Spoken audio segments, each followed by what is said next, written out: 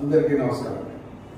ఆలోచన చేయండి. కాంగ్రెస్ పార్టీ యొక్క ఇచ్చిన మాట, భారతదేశం జాతి పట్ల ఉన్నటువంటి ఆలోచనలు ఇవాళ దేశంలో కొల్లగాన జరగాలి అన్నటువంటి రాహుల్ గాంధీ గారి మాట ఎక్కడైతే కాంగ్రెస్ పార్టీ అధికారంలో ఉందో తెలంగాణలో ఇవాళ మొట్టమొదటి రాష్ట్రం దేశంలో కొల్లగాన జరిగింది.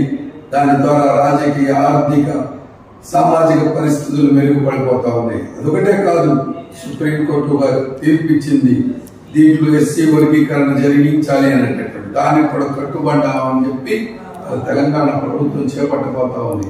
నేను అడుగుతా ఉన్నా, నేరుగా చంద్రబాబు నాయుడు గారు, నరేంద్ర మోడీ గారు మందకృష్ణ మాదిగ వారిని పాములాగా వాడుకొని ఇవాళ ఈ రాష్ట్రంలో ఎందుకు ఎస్సీ వర్గీకరణ కోసం మాట్లాడలేదు, ఎందుకు ఈ రాష్ట్రంలో కులగణ జరగట్లేదు చెప్పాల్సినటువంటి అవసరం ఉంది. ఈ దేశంలో ప్రతి ఒక్కడికి, ప్రతి సామాజిక వర్గానికి, ఉప బలహీన వర్గాలకు కూడా న్యాయం జరగాలి అనేటటువంటి రాహుల్ గాంధీ గారి అవసరం. ఏదైనా సంక్షేమ పథకాల కింద స్థాయి వరకు కూడా రాజకీయంగా, సామాజికంగా, ఆర్థికంగా బలోపేతం అయినప్పుడే ఈ దేశం బాగుంటుంది. ఇవాళ మీరు చూడండి, సుప్రీంకోర్టులో 33 మంది న్యాయమూర్తులుంటే ఎంతమంది ఎస్సీలు, బీసీలు, మైనారిటీలు ఉన్నారు ఒకసారి చెప్పండి. ఈ దేశంలో ఉన్నటువంటి అనేక మంది ఐపీఎస్, ఐఏఎస్ తీసుకోండి, ఎంతమంది రేపు మొన్న జరిగినటువంటి బడ్జెట్ లో ఆర్థికమైనటువంటి దాంట్లో ఎంతమంది బలహీన వర్గాలకు అవకాశం దొరికింది. అందుకోసమే గొంతు ధ్వనించేటటువంటి గొంతు కావాలి, ప్రశ్నించేటటువంటి గొంతు కావాలి.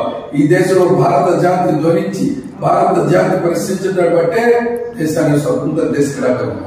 స్వేచ్ఛ పిపాసంతో బతుకుతున్నాం. అందుకోసం ప్రతి ఒక్కరూ ప్రశ్నించే గొంతుగా కావాలని మరొకసారి కాంగ్రెస్ పార్టీ ఈ దేశంలో ఆడిన మాట తప్పకుండా ఉండే విధంగా ఉంటది. ఇవాళ నరేంద్ర మోడీ గారు భారత జాతికి క్యాన్సర్ కి మందు వస్తే, క్యాన్సర్ కి రోగం వస్తే జ్వరాలను బిళ్ళించినట్టుంది వ్యవహారం చూస్తా ఉంటే. ఎక్కడో బుల్లెట్ కూర్చొని బాడీలో ఇబ్బంది పడతా ఉంటే బ్యాండెడ్ తో వైద్యం చేస్తున్నాం అని చెప్పి మాయమాటలు చెప్తా ఉన్నారు.